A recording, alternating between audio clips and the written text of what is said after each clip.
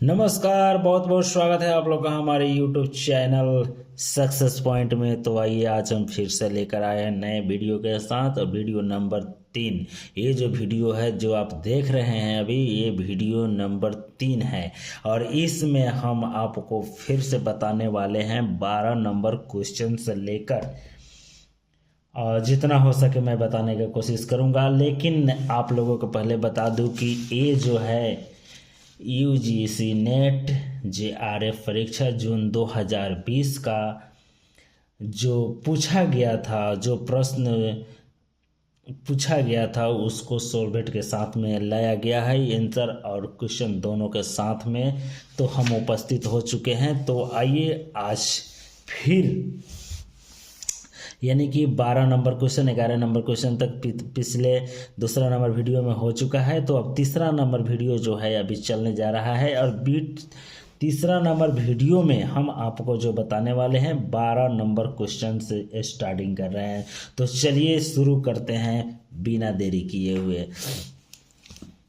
तो चलिए 12 number question है जो 2020 के जून के एग्जाम में पूछा गया था। तो उसमें क्या पूछा गया था, 12 नंबर क्वेश्चन था उसमें। चलिए बताते हैं आपको क्या था। अपने मनोवैज्ञानिक मनोविकार संबंधी निबंध करुणा में रामचंद्र शुक्ल ने निर्धारित किया है कि, अब इसमें इन्होंने क्या निर्धारित किया है, यानी कि अपने मनोवैज्ञानिक मनोविकार संबंधी निबंध करुणा में रामचंद्र शुक्ल ने निर्धारित किया है कि, अब इसमें की का मतलब हो गया क्या, मतलब कि कौन किया है, क्या किया है। तो चलिए इसमें देखते हैं। करुणा दुखमय वर्ण में आने वाला मनोविकार है, और दूसरा में है करुणा पात्र अथवा विषय में दुख पात्र से उत्पन्न होता है। तो चलिए अब 3 नंबर पर देखते हैं, यानी कि सी नंबर पर देखते हैं। करुणा का प्रसार सामाजिक जीवन की स्थिति और पुष्टि के लिए आवश्यक नहीं है। और 4 नंबर में यानी कि डी नंबर में है करुणा का आलंबन विषय करुणा करने वाले आश्रय के प्रति कृतज्ञ होता है। तो अब इसमें हम देखते हैं, या लिखा हुआ है कि उपयुक्त में कौन सा शुक्ल जी का मंतव्य नहीं है। अब देखिए, अब यहाँ जो है, यहाँ तो ये देख लिए, और उसके बाद में अब यहाँ पे हम तो देख लिए ही। अब इसका आंसर कौन सा है देखते हैं। तो आंसर है सी नंबर, यानी कि सी नंबर आंसर है। तो चलिए सी नंबर आंसर में हम देखते हैं कि सी नंबर में क्या है। करुणा का प्रसार सामाजिक जीवन की स्थिति और पुष्टि के लिए आवश्यक नहीं है। कहने का मतलब है कि रामचंद्र शुक्ल के द्वारा करुणा में रामचंद्र शुक्ल ने निर्धारित किया है कि करुणा का प्रसार सामाजिक जीवन की स्थिति और पुष्टि के लिए आवश्यक नहीं है। तो ये बात समझ गए होंगे आप लोग। तो चलिए अब 13 नंबर क्वेश्चन देखते हैं। और 13 नंबर क्वेश्चन में लिखा हुआ है कि निम्नलिखित में से किस उपन्यास में बाल दया संबंधी और किशोर मन की मनोवैज्ञानिक आंकलन का प्रयास किया गया है। अब इसका आंसर तो ए है, लेकिन हम आपको पहले बताते हैं। अब देखिए, शेखर, एक जीवनी, त्यागपत्र, पर्दे की रानी, जयवर्धन। तो इसमें आंसर है ए नंबर, यानी शेखर। एक जीवनी, शेखर एक जीवनी। तो एक जीवनी शेखर जी का रचना है, एक जीवनी यानी शेखर जी का रचना है क्या, एक जीवनी। तो जीवनी में अब एक जीवनी में किस तरह से दर्शाए हुए चलिए देखते हैं।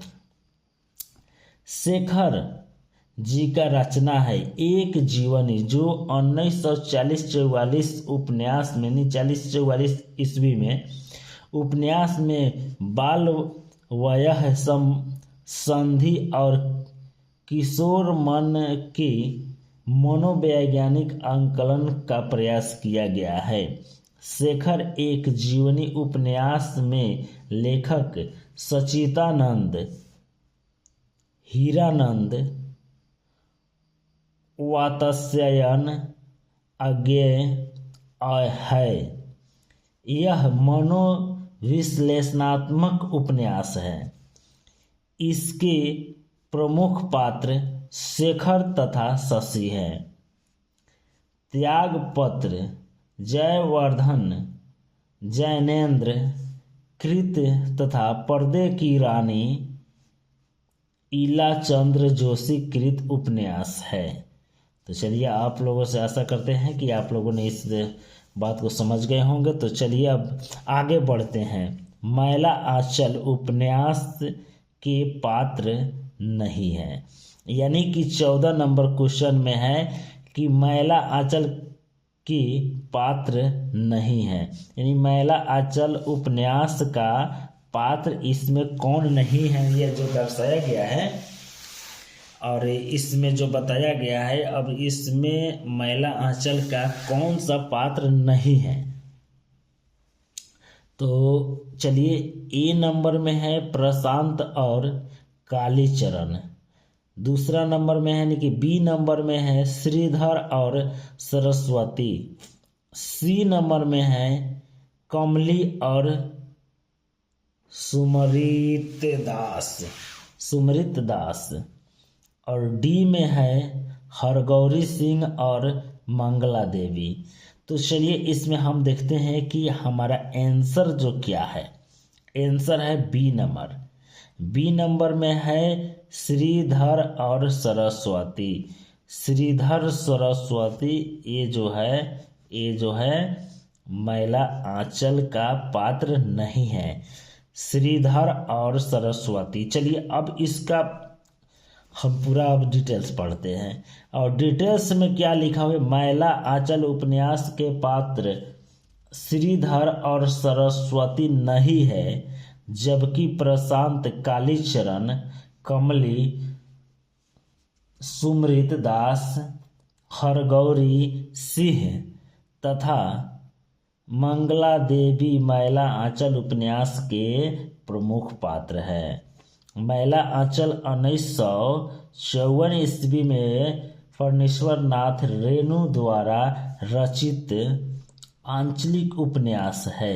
श्रीधर और सरस्वती पात्र यह पत बंधुआ उपन्यास के पात्र है। श्रीधर और सरस्वती किसका पात्र है, यह पथ बंधुआ उपन्यास के पात्र है।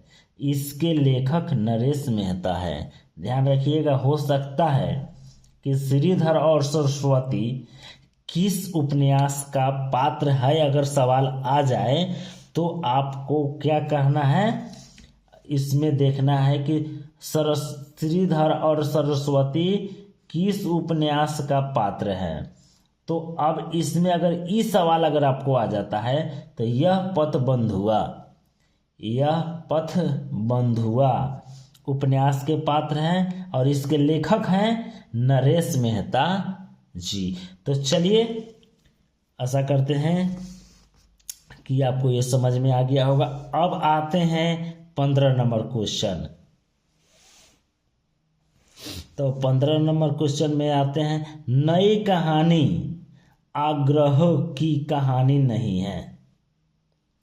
नई कहानी आग्रह की कहानी नहीं है, प्रवृत्तियों की हो सकती है और उसका मूल स्रोत है जीवन का यथार्थ बोध, और इस यथार्थ को लेकर चलने वाला यह विराट मध्य और निम्न मध्य वर्ग है, जो अपनी जीवन शक्ति से आज के दुर्दांत संकट को जाने अनजाने झेल रहा है।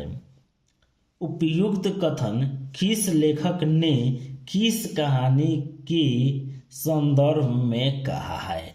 चलिए अब इसमें आता है ट्विस्ट की ये जो शब्द जो हम पढ़े हैं अभी, ये जो शब्द है किस लेखक ने और किस कहानी के संदर्भ में कहा है। तो किस कहानी के संदर्भ में कहा है तो चलिए देखते हैं। तो यहाँ पर ए में है भीष्म साहनी, और बी में है शिव प्रसाद सिंह, और सी में है राजेंद्र यादव, और डी में है कमलेश्वर। लेकिन हमारा आंसर क्या कहता है? हमारा आंसर कह रहा है डी यानी कि कमलेश्वर। तो कमलेश्वर अब कैसे हैं, चलिए इसके बारे में थोड़ा डिटेल से जान लेते हैं। तो कमलेश्वर कैसे हैं? नई कहानी आग्रह की कहानी है, आग्रहों की कहानी है, प्रवृत्तियों की हो सकती है, और उसका मूल स्रोत है जीवन का यथार्थ बोध, और इस यथार्थ को लेकर चलने वाला यह विराट मध्य और निम्न मध्य वर्ग है, जो अपनी जीवन शक्ति से आज के दुर्दांत संकट को जाने अनजाने झेल रहा है। उक्त कथन कमलेश्वर ने नई कहानी के संदर्भ में कहा है। भैरव प्रसाद गुप्त की नई कहानी पत्रिका से नई कहानी का प्रारंभ 1956 माना जाता है।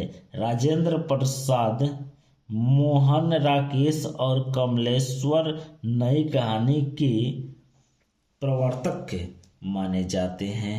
तो चलिए दोस्तों, आशा करते हैं कि आप लोगों को ये बात समझ आया होगा, और हमारे इस वीडियो से आप लोगों को कितना मदद मिल रहा है, कितना हेल्प मिल रहा है, और आप लोगों को कैसा लग रहा है प्लीज़ कमेंट जरूर कीजिएगा। तो चलिए आगे देखते हैं। अब आइए 16 नंबर, तो 15 नंबर तो हो गया, अब 16 नंबर में देखते हैं कि 16 नंबर क्वेश्चन क्या कह रही है। तो 16 नंबर क्वेश्चन कहने का मतलब है, चलिए इसको थोड़ा सा 16 नंबर क्वेश्चन देखिए क्या कह रही है। 16 नंबर क्वेश्चन कर रही है, शक्ति कवित्व बीज रूप संस्कार विश्लेषण आतार्थ कवित्व निर्माण के बीज रूप विशिष्ट संस्कार को शक्ति कहते हैं। प्रतिभा के विषय में उक्त उदाहरण किस आचार्य का है? अब किस आचार्य का है जो कहा है, तो इस किसका कथन है, तो इस कथन को हम देखते हैं। तो आचार्य शुक्ल, आचार्य कुंतक, पंडित राज जगन्नाथ, और आचार्य सम्राट आचार्य दंडी। तो दंडी, अब इसमें जो है आंसर जो दिया जा रहा है, आंसर का कहने का मतलब आंसर जो है, आंसर दिया गया है सी नंबर, यानी कि आचार्य मम्मट।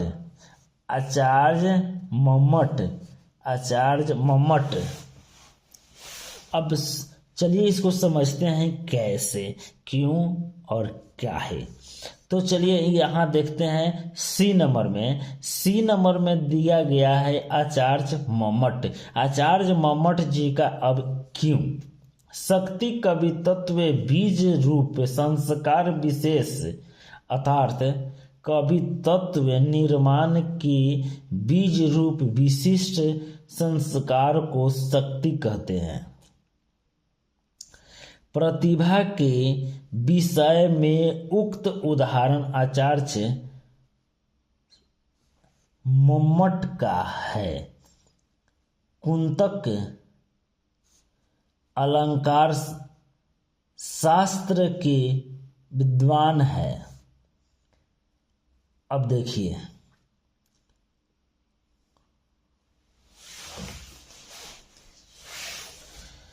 वक्त्रोक्ति जीवित में वक्त्रोक्ति को ही काव्य की आत्म माना जाता है।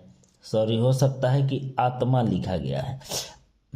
काव्य की आत्म लिखा हुआ है लेकिन आत्मा पढ़ाया गया, आत्मा माना गया है। पंडित राज जगन्नाथ की कृति रस गंगाधर है। काव्य प्रकाश के रचनाकार आचार्य मम्मट है।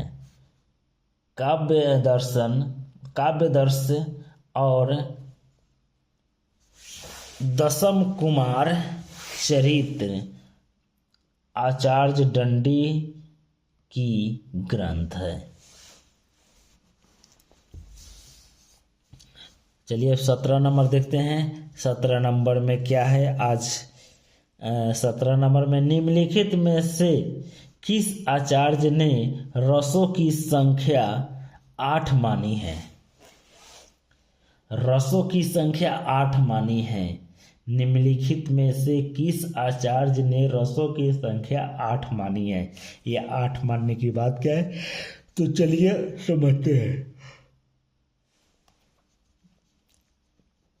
समझते हैं। ये 8 मानी है। अब यहाँ हम दंडी, धनंजय, रुद्रट और अभिनव गुप्त, और इसमें से आंसर जो है हमारा है ए नंबर।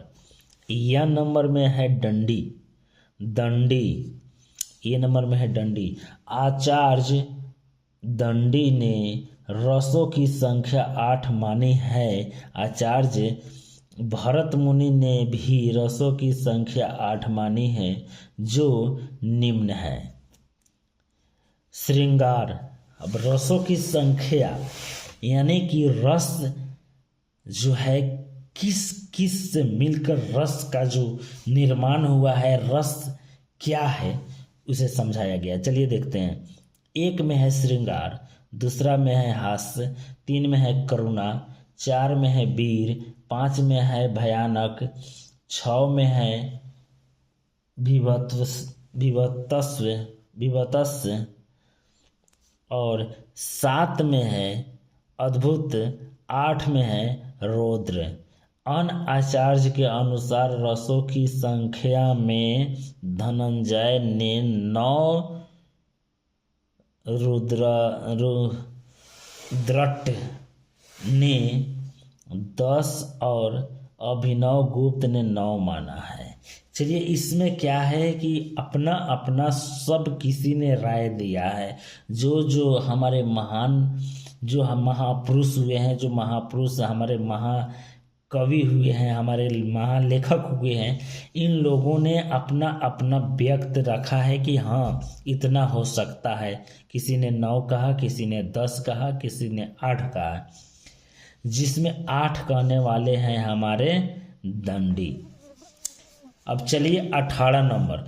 18 नंबर में आता है निम्नलिखित में से कौन सा कथन सही है? 18 नंबर में आता है कि निम्नलिखित में से कौन सा कथन सही है। आइए रिसर्च करके हम देखते हैं। तो इसमें है सी नंबर। डायरेक्ट आपको बताते हैं कि आप लोग को ध्यान ज़्यादा रहेगा।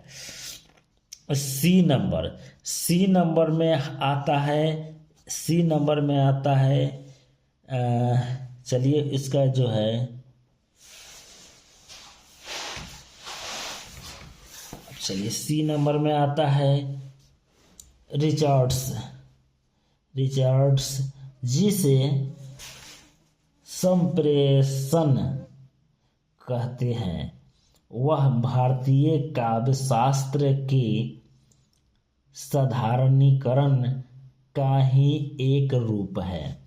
अब देखिए इसका जो है समझाया गया है। रिचर्ड्स ने क्या कहा है? रिचर्ड जिसे संप्रेषण कहते हैं, रिचर्ड ने जिसे संप्रेषण कहते हैं वह भारतीय काव्य शास्त्र की साधारणीकरण का ही एक रूप है। कथन सही है। रिचर्ड्स ने मूल्य सिद्धांत तथा संप्रेषण सिद्धांत का प्रतिपादन किया है। इनमें प्रमुख ग्रंथ है द मीनिंग ऑफ मीनिंग, जो 1923 ईस्वी में लिखा गया है। साइंस एंड पोइट्री वियोड तथा इंटरप्रिटेशन इन टीचिंग आदि। तो आप लोगों ने इस बात को समझ गए होंगे। और उसके बाद में बिंबवाद का संबंध निम्नलिखित में से किस आचार्य से है? बिंबवाद का संबंध निम्नलिखित में से किस आचार्य से है? अब चलिए इसको देखते हैं। George लुकाच, Ezra pounds, Daniel well और जॉक देरिडा। लेकिन यहाँ पर आंसर है 2 नंबर। 2 नंबर का मतलब 2 नंबर में आ रहा है ना बी में है एजरा पाउंड। अब इसको समझाया है कि आखिर ये एजरा पाउंड है क्या। तो चलिए एजरा पाउंड को हम देखते हैं कि एजरा पाउंड ने क्या कहा है। बिंबवाद का संबंध एजरा पाउंड से है। बिंबवाद पर एजरा पाउंड का कथन है, ऐसी कविता जिसमें चित्रकला और शिल्पकला मानव संवाद के लिए एकत्र हुआ है, जो बिंबवाद को कभी कभी विकास की निरंतर या सतत अवधि के बजाय रचनात्मक क्षणों के एक सिलसिले के रूप में देखा जाता है। हिंदी साहित्य में बिंब का जीवन का नवीन अर्थ प्रतिपादन रामचंद्र शुक्ल की आलोचना द्वारा हुआ और उन्होंने अर्थ ग्रहण पर बिंब ग्रहण को वरीयता दी है। तो यहाँ पर देखिए अब प्रमुखवाद और प्रवर्तक प्लेटो, प्रत्ययवाद, अरस्तु, विरेचन सिद्धांत, लोजाइनस, उदात्तवाद। तो दोस्तों अब यहाँ पर थोड़ा सा और इसमें रह गया है क्रोचे। इतने कोई जरूरी नहीं है। चलिए आज वीडियो थोड़ा लंबा हो गया है, तो फिर मिलते हैं नेक्स्ट वीडियो में। तब तक के लिए जय हिंद। लेकिन जय हिंद कहने से पहले आप लोगों से रिक्वेस्ट है कि प्लीज़ वीडियो को थोड़ा सा शेयर कर दीजिए और लाइक कर दीजिए, और लाइक करने के बाद इस चैनल को सब्सक्राइब जरूर कर दीजिए। फिर मिलते हैं नेक्स्ट वीडियो में। तब तक के लिए गुड नाइट।